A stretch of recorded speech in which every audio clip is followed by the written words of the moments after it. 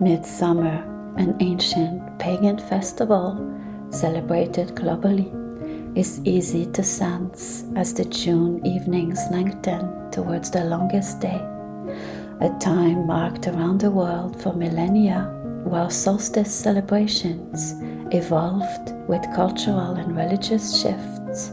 The Christian adoption of June 24th as St. John's Eve in the 4th century didn't fully erase the old ways.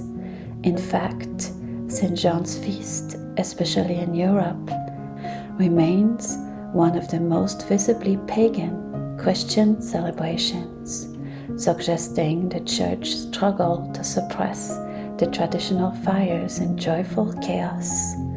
Much of our knowledge of pagan midsummer comes from these blended traditions. Fire undeniably played a central role.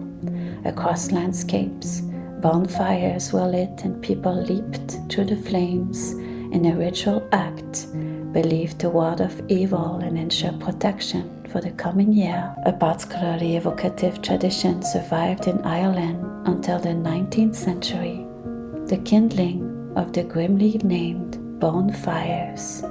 These literally contained the dry bones of livestock saved from the previous year, and it's from this practice, Tine Cnáṁ in Irish, that our modern world bonfire derives. Customarily, the eldest person present would light the fire, while the youngest tossed in the bones, possibly an echo of much older animal sacrifices.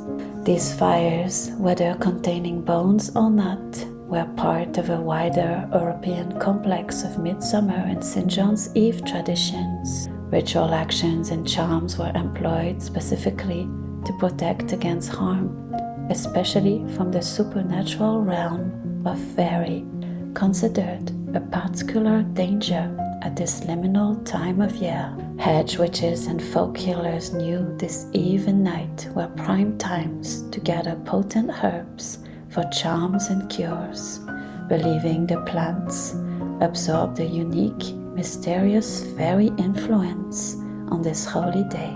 The fires themselves were seen as strong protective magic, often enhanced both visually and magically with herbs.